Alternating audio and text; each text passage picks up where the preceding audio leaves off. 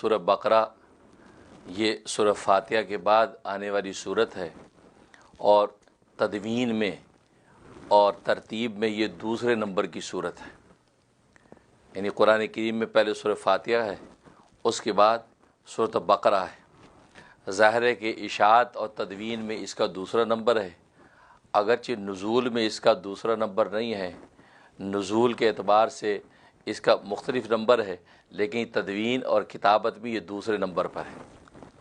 اور سورہ بقرہ، اس کا نام بقرہ یا بقر، یہ مؤنث کے ساتھ پڑھا جائے یعنی تا کے ساتھ پڑھا جائے، اور یہ تا تانیث کی نہیں ہے، یہ جنس کی ہے، یہ تائے جنس ہے۔ بقر یا بقرہ یہ گائے یا بیل کو کہتے ہیں، تو گائے یا بیل کے نام پہ اس سورت کا نام رکھا گیا، سورت بقرہ یا بقر۔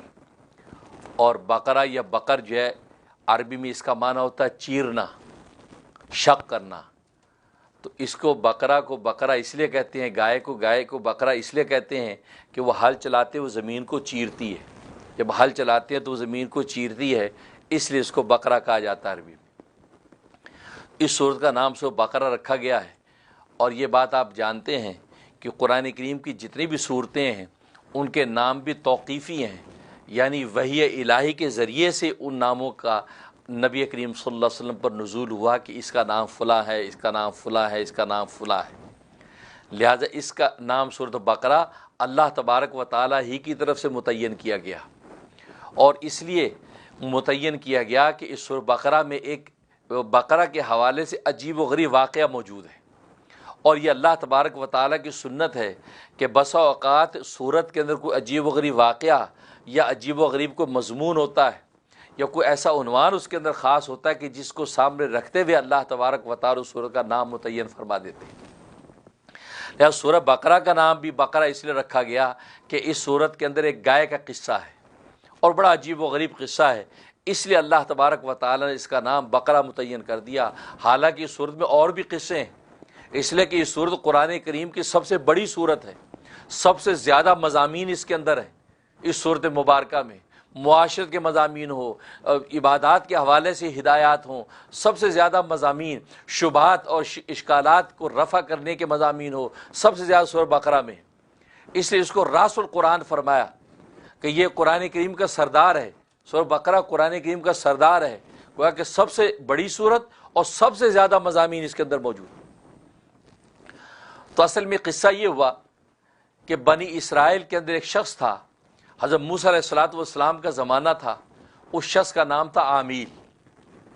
اس کا ایک چچا زاد بھائی تھا، وہ غریب تھا، اور یہ عامیل بہت مالدار تھا۔ اس کے چچا زاد بھائی کو یہ بات پتہ تھی کہ اگر یہ عامیل مر گیا تو اس کی ساری جائیداد اور ترکہ مجھے ملے گا، کیونکہ میرے سوا اس کا کوئی وارث ہے نہیں۔ لہٰذا اس کے چچا زاد بھائی کی کوشش ہوئی کہ کسی طریقے سے یہ میرا چچا زاد بھائی مر جائے، عامیل مر جائے، تو اس کی جائیداد اور ترکہ مجھے مل جائے۔ لہٰذا اس نے سوچا کہ بھئی اور کوئی تدبیر ہو نہ، خود ہی قتل کر دو۔ لہٰذا موقع دیکھ کے اس نے عامیل کو قتل کر دیا۔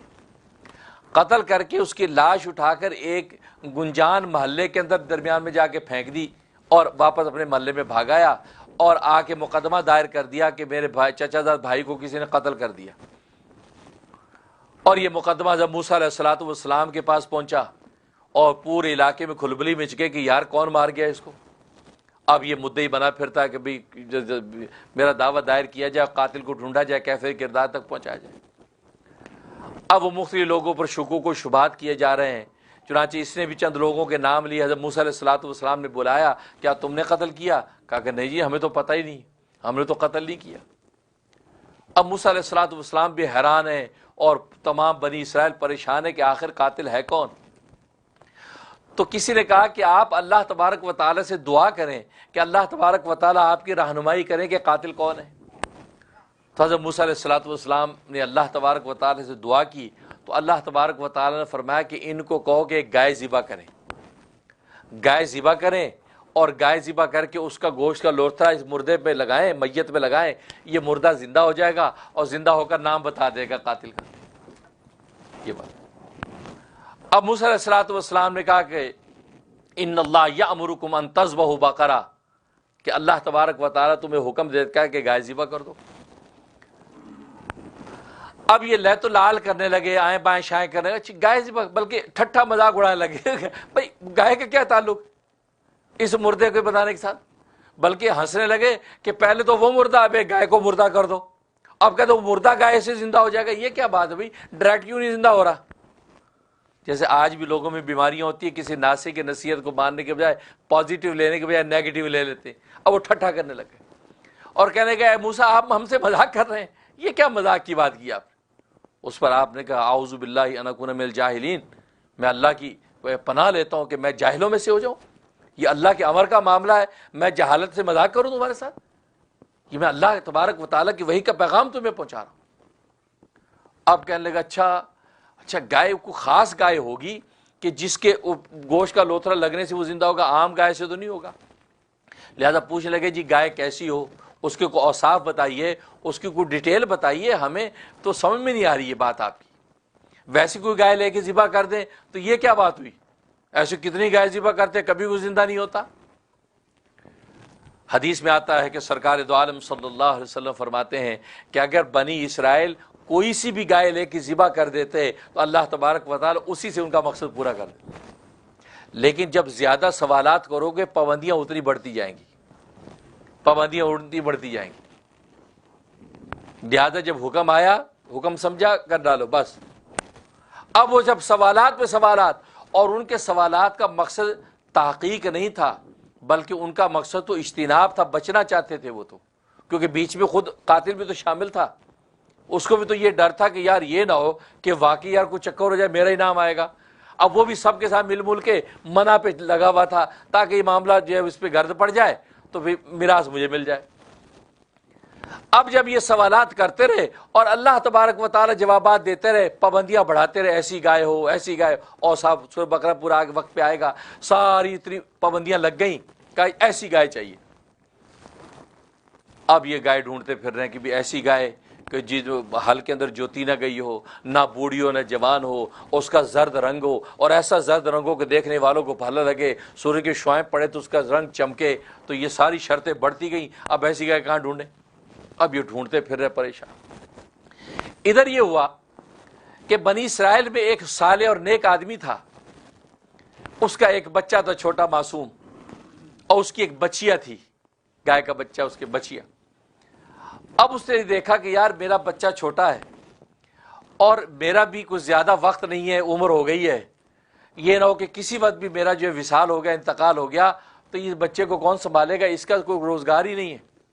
وہ جو بچیا تھی گائے کا بچہ, وہ جنگل میں لے گیا اور اللہ تبارک و تعالیٰ سے کہا کہ اے رب ذوالجلال, میں مرنے کے قریب ہوں, مجھے خود خبر نہیں کب میری جان نکل جائے, اور میرا بچہ چھوٹا ہے اور اس کے پاس ہے کچھ نہیں, یہ گائے میں آپ کا گائے کا بچہ یہ آپ کے پاس میں امانت رکھ کے جاتا ہوں, جب میرا بچہ بڑا جوان ہو جائے آپ امانت اس کو پہنچا دیجیے گا. اسے جنگل میں چھوڑ دی وہ بچیا. اب بچیا جنگل میں چھوڑ دی, واپس گھر آیا, کچھ عرصے کے بعد اس کا انتقال ہو گیا. اب وہ بیچارہ جو بچہ جو تھا بڑا نیک صالح, اس کی اٹھان ہوئی, اپنی ماں کا بڑا تابعدار, بہت تابعدار, مزدوری سارا دن کرتا, لکڑیاں اکٹھی کرتا اور وہ بازار کے اندر بیچتا. اس آمدنی کے 3 حصے کرتا, ایک رائے خدا میں دیتا, ایک حصہ ماں کے ہاتھوں میں دے دیتا, ایک اپنے اوپر خرچ کرتا, اور رات کے 3 حصے کرتا, ایک حصے میں اللہ کی عبادت کرتا, ایک حصے میں خود آرام کرتا, اور ایک حصے میں ماں کے پاس سرانے اسے بیٹھا رہتا صبح تک کہ ماں کو کوئی چیز چاہیے ہوگی تو فوراً دوں گا. اسی طرح سے زندگی گزر رہی. اب ماں کو بھی اس بچے سے بڑی محبت اور پیار, دعائیں دے, اور یہ بھی ماں کی بھی خدمت کر رہا ہے, محنت کر رہا ہے. لیکن ماں کو اس بات کا بڑا صدمہ کہ بیچارہ اتنی مشقتیں اٹھاتا ہے, محنت کرتا ہے, غربت ہے. جب وہ گبرو جوان ہو گیا, اب ماں نے کہا کہ بیٹا تو اتنی مشقت اٹھاتا اپنی روزی کے لیے, تو تجھے ایک بات بتاتی ہوں راز کی. تیرے ابا نے بچیا یعنی گائے کا بچہ جو ہے بچیا اللہ کو امانت دی تھی, تو جنگل میں جا, اللہ امانتیں ضائع نہیں ہونے دیتا, وہ تیری امانت واپس کرے گا. سبحان اللہ. اللہ کو بھی پہچاننا نہیں آتا ہمیں. اللہ اکبر. کیسے لوگ تھے, جنگل میں چھوڑ دیا, اللہ تجھے دے دی. اب دیکھو اللہ نے کیسے. اس لیے بچوں کو جب سکول بھیجا کرو اللہ کے سپرد کیا کرو, وہ وین والے کے سپرد نہ کیا کرو، وین والے کو ڈانٹتے رہتے ہیں، خیر وہ ڈانٹو تدبیر ہے، لیکن اندر یہ اے اللہ تیرے سپرد کرتا ہوں، آپ یہ ہمارے اس کی حفاظت کرنا، با حفاظ ہمارا ہمیں پہنچانا، تیرے سپرد کرتا ہوں، یہ نیت کر کے فاللہ خیر حافظ وہو ارحم الراحمین، اللہ تبارک و تعالیٰ بہترین حفاظت کرنے والا ہے، وہو ارحم الراحمین۔ اور جیسے کہ میں نے بتایا تھا کہ فاللہ خیر حافظ، جب یعقوب علیہ السلام نے یوسف بھائیوں کے حوالے کا کہ جنہوں نے کہا انا لہ لحافظین، ہم اس کی حفاظت کرنے والے ہیں، ہاں بھائی کی حفاظت کرنا، سنبھالنا، اس کو کوئی تکلیف نہ ہو جائے، تو بھائی محافظ نہ بن پائے، ضائع کر دیا۔ سالہ سال کی کتنے 30 40 50 سال کی زندگی اس جدائی میں گزر رہی یوسف کے۔ جب بنیامین کا وقت آیا کہ بنیامین کیوں دینے لگے تو کیا سوچا کہ یار ان ظالموں کو پہلے میں نے دیا تھا، بھائیوں نے میرا بیٹا ضائع کر دیا، اب کیا کہہ رہے ہیں کہ میں تو فاللہ خیر حافظ ہوں وہو ارحم الراحمین، اے اللہ میں تیرے سپرد کر کے بھائیوں کو دیتا ہوں، یہ امانت تیرے سپرد کرتا ہوں۔ جب اللہ کے سپرد کیا تو اللہ تبارک و تعالی نے کیا کمال دکھایا کہ بنیامین تو آیا اور اللہ نے یوسف بھی واپس بھیجا دیا۔ یہ اللہ کی حفاظت میں دینے کا فائدہ۔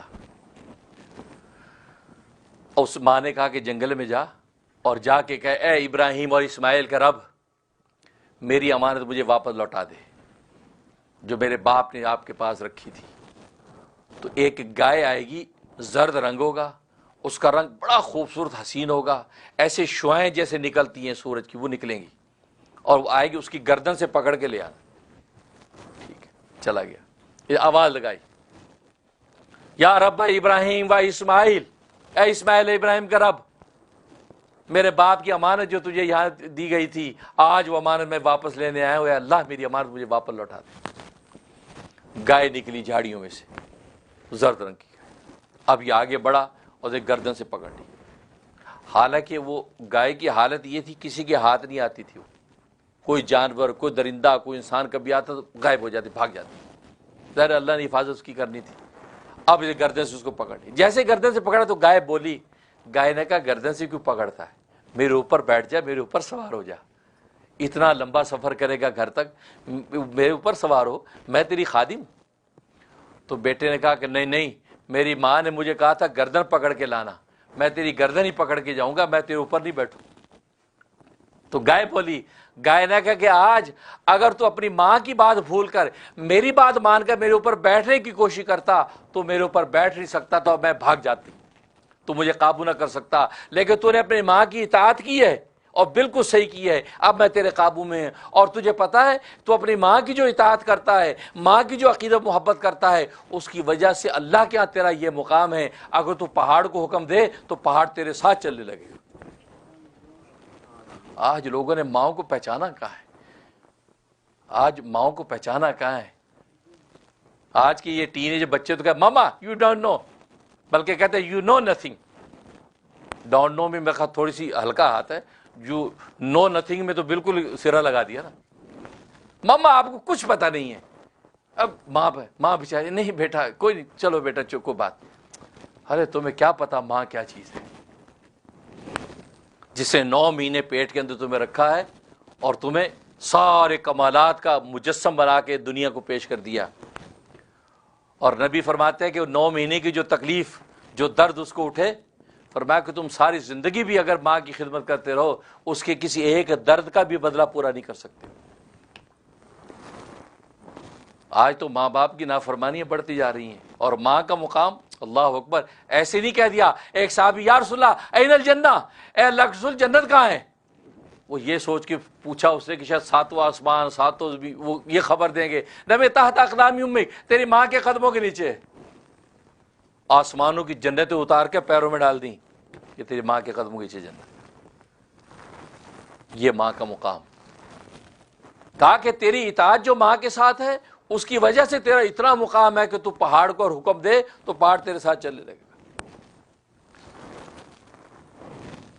ایک بزرگ فرماتے ہیں کہ میں بچپن میں میری ماں باپ فوت ہو گئے تھے تو مجھے احساس نہیں تھا کہ چلو ماں کی جدائی اور فرقت کیا ہوتی ہے، لیکن جب سے میں نے سرکار دو عالم صلی اللہ علیہ وسلم کا یہ قول پڑھا کہ جس نے اپنے ماں باپ کو محبت کی نگاہ سے دیکھا اس کو مقبول حج عمرے کا ثواب لکھا جاتا ہے، پر میں اس وقت سے تڑپتا ہوں کہ کاش میں اپنے ماں باپ کو زندگی میں دیکھ لیتا۔ آج ہمیں ماں باپ میسر ہیں اور ہمیں دیکھنے کے وقت نہیں، فرصت ہی نہیں ہے۔ ماں تڑپتی رہتی ہے چولہے پہ بیٹھی، سالن گرم کر کے، روٹیاں پکا کے بنا کے بیٹھی، بیٹا کب آئے گا؟ بیٹے نے آ کے ہنگامہ کیا ہوا، پیزا کھانا آج تو میں نے برگر کھانا ہے، آج تو میں نے لومین کھانے ہیں، آپ نے یہ کیا بنا دیا؟ ارے ماں کا ہاتھ کا بنا یہ سوچ کے میری ماں نے بنایا، کھا تو لو، پھر دیکھو اللہ تبارک و تعالیٰ تمہیں کیا دیتے ہیں۔ حضرت موسیٰ علیہ السلام کی بوڑھی ماں ان کے لیے دعائیں کرتی تھی۔ جب ان کی ماں کا انتقال ہو گیا اور اللہ سے ہم کلام ہونے کے لیے گئے تو اللہ نے کہا ہے موسیٰ سنبھل کے بات کرنا، اب تیرے پیچھے تیری بوڑھی ماں کی دعائیں نہیں ہیں۔ گویا کہ اب جو بات کرے گا اپنی ذمہ داری پہ کرے گا۔ پہلے اگر تو بات کرتا تھا، تیری بوڑھی ماں پیچھے دعائیں کرتی تھی، تو بہت سے نشیب و فراز ماں کی وجہ سے ہم اگنور کر دیتے تھے۔ آج کتنے مواقع میں جس میں ہمیں بہت کچھ ملتا ہے، پیچھے بوڑھی ماں باپ کی دعا، یہ بوڑھیاں یہ دعاؤں کی پوٹلیاں ہیں۔ ایسی اللہ نے قرآن کریم میں اپنے حق کے بعد ماں باپ کا حق ذکر نہیں کیا، اللہ نے پہلے اپنا حق ذکر کیا کہ میری عبادت کرو، شرک نہ کرو، اس کے بعد کہا وَبِالْوَالِدَيْنِ احسانا، اپنے والدین کے ساتھ حسن سلوک کرو۔ یار کو مقام مرتبہ ہوگا کہ اللہ نے خالق نے اپنے ساتھ ذکر کیا، اس لیے ذکر کیا۔ اللہ کہتا ہے خالق میں ہوں، پیدا کرنے والا میں ہوں، لیکن پیدا کرنے کا سبب ماں باپ ہیں، لہذا اللہ نے ان کو اپنے ساتھ ذکر کیا کہ میری خالقیت کے اندر سبب کا جو مقام ہے یہ ماں باپ کو حاصل ہے، لہذا ان کو کبھی ان کے ساتھ حسن سلوک کرو، میرے ساتھ عبادت کرو، شرک نہ کرو، اور ماں باپ کے حسن سلوک کرو اور ان کو اف تک نہ کہو۔ یہ مقام ہے ماں باپ، اف بھی کہنے کی اجازت ہے۔ اور یہاں آج تو کیسے کیسے قصے سنتے حیران ہو جاتے ہیں۔ اف تو معمولی بات ہے، اف تو ویسے ہی کہتے رہتے روز، لیکن ماں باپ کو ڈانٹ رہے ہیں، ڈپٹ رہے ہیں، بوڑھے ماں باپ بیچارے خاموش سن رہے ہیں، کوئی بات نہیں۔ وہ لکھا نا حکیم الامت مجدد ملت مولانا اشرف علی تھانوی رحمہ اللہ تعالی نے ایک حکایت لکھی ہے۔ ایک باپ بوڑھا بیچارہ چارپائی پہ بیٹھا ہے، کھانس رہا ہے۔ بڑھاپے میں کھانسی، زکام، نزلے، یہی کچھ تو ہوتا ہے بھائی۔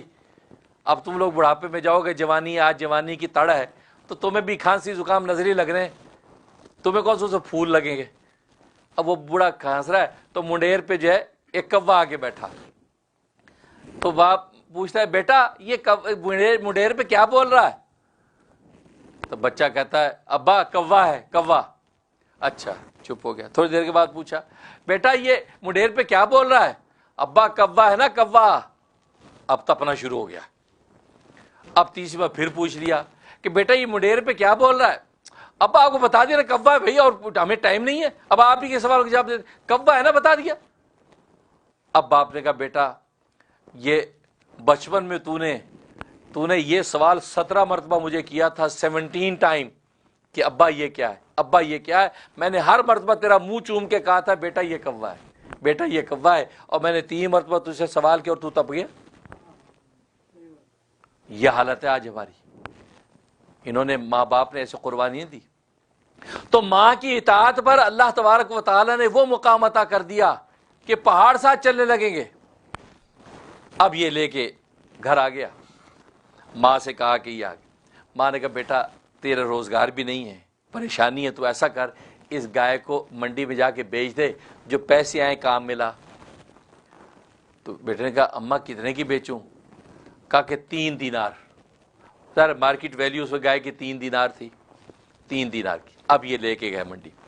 جیسے منڈی میں پہنچا تو اللہ نے ادھر اپنی قدرت دکھائی، ایک فرشتہ بھیج دیا انسانی شکل میں۔ اس فرشتے نے کہا، اچھا ماں نے کہا کہ بیٹا جب کوئی گاہک لگ جائے تو کہنا ہے 3 دینار کا سودا ہو گیا، لیکن میں ماں سے اجازت لے لوں، تو مجھ سے اجازت لے لینا پھر اس کے بعد دینا۔ اب فرشتہ آ گیا، کہا بھائی کتنے کی ہے؟ یہ 3 دینار کی۔ ٹھیک ہے، ہو گیا سودا۔ کہا کہ بس آپ ٹھہرے، میں ماں سے پہلے پوچھ لوں، اس کے بعد میں تمہیں 3 دینار کی۔ تو فرشتے نے کہا کہ نہیں ماں سے نہ پوچھ، میں تجھے 6 دینار دیتا ہوں، تو 6 دینار لے لے، مجھے دے دے، ماں سے نہ پوچھ۔ کہا کہ نہیں تو اگر یہ اس کی پوری کھال بھر کے بھی سونا دے دے نا تو میں پھر بھی نہ تیری سنوں، میں اپنی ماں کی بات کی اطاعت کروں گا۔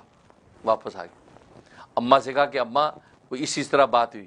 کہا کہ ٹھیک ہے، اس کو کہو 6 دینار کی ہم تمہیں دیتے، سودا کرتے ہیں، لیکن سودا مکمل ہونے سے پہلے کہنا ماں سے میں اجازت لے لوں، مجھ سے پوچھ لینا۔ اب وہی ہوا، جب گیا تو انہوں نے کہا جی ٹھیک ہے 6 دینار میں ہم سودا مکمل کرتے ہیں، لیکن لین دین مکمل ہونے سے پہلے ماں سے ایک مرتبہ پوچھوں گا۔ انہوں نے کہا یار میں تجھے 12 دینار دیتا ہوں، تو مجھے ایسے دے، ماں سے نہ پوچھ۔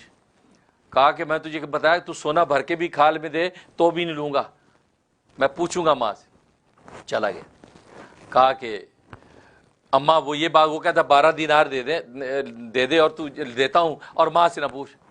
کہا کہ بیٹا وہ وہ اللہ کا فرشتہ ہے، اس سے جا کے یہ پوچھ کے ہمیں یہ مشورہ دیں گائے بیچیں کہ نہ بیچیں۔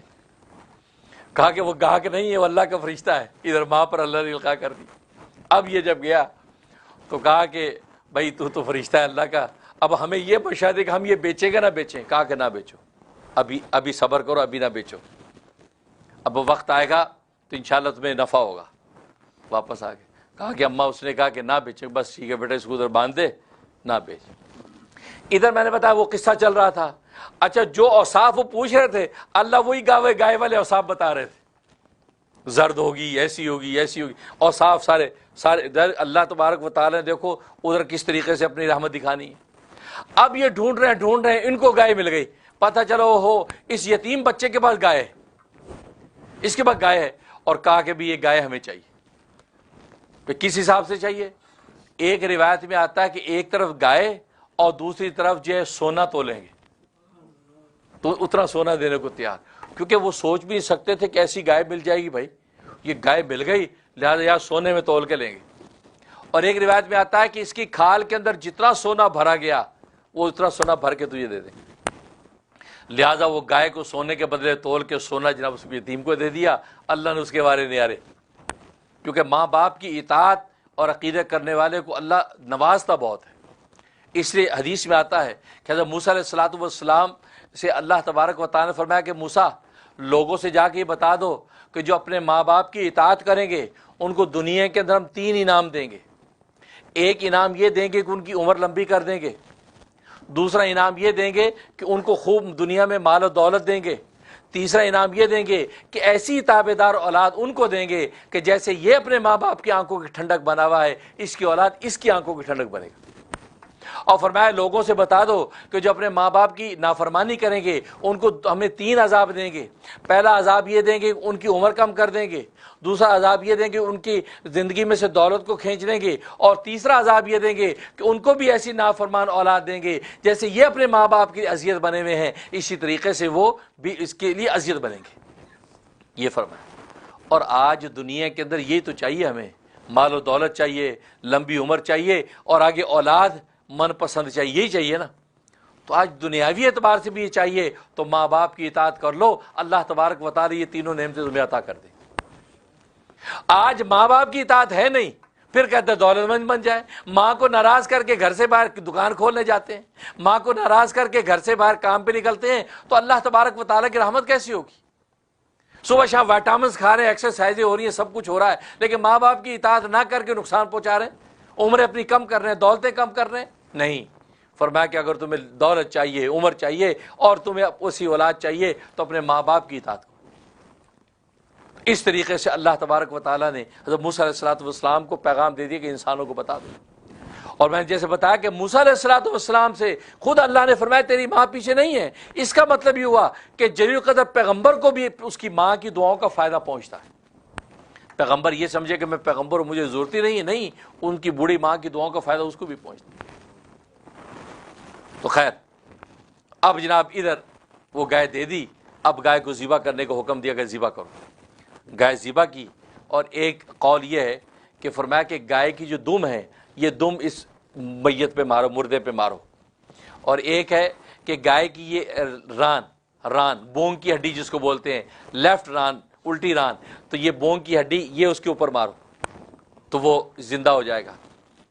تو وہی ہوا کہ وہ اس کے جب مارا تو وہ زندہ ہو۔ اور ایک روایت میں آتا ہے اس کا دل جو ہے، اس کا دل نکال کے دل اس کے اوپر مارو تو وہ زندہ ہو جائے گا۔ چنانچہ وہی اس کو مارا، وہ زندہ ہو گیا، اس کی رگوں سے خون اسی طرح بہہ رہا ہے، وہ کھڑا ہو گیا، اور کھڑا ہو کے اس نے اپنے چچا بھائی کا نام لیا کہ یہ میرا قاتل سے مجھے قتل کیا ہے، یہ کہہ کے پھر گر گیا۔ اب اس کو گرفتار کر لیا گیا۔ اس وقت سے یہ مسئلہ بن گیا کہ قاتل اپنے مقتول کی میراث سے محروم کر دیا جائے گا، کہ اگر بیٹے نے باپ کو قتل کر دیا اب بیٹا باپ کی میراث سے محروم، تو گویا اس لیے کر دیا۔ اور نبی پاک صلی اللہ علیہ وسلم نے فرمایا اس وقت سے اب یہ مسئلہ متعین ہو گیا، آج اگر کسی نے اپنے مورث کو قتل کر دیا اس کی وراثت سے محروم۔ اور یہ اس لیے متعین کر دیا کہ ورنہ لوگوں کے دلوں میں لالچ پیدا ہو جائے گا کہ یار باپ کی میراث کے مالک باپ کو قتل کر دو، زہر ملا دو، کچھ بھی کر دو، 100 چیزیں، تو فرمایا کہ نہیں وہ میراث سے محروم۔ اور اگر قتل کر کے حاصل کرے گا ظاہر ہے کہ ناجائز حاصل کرے گا، دنیا اور آخرت میں وبال اور جہنم۔ تو چونکہ سورہ بقرہ کے اندر یہ عجیب و غریب واقعہ موجود ہے بقرہ کے حوالے سے، اس لیے اللہ تبارک و تعالی نے اس سورت کا نام سورۃ البقرہ رکھا۔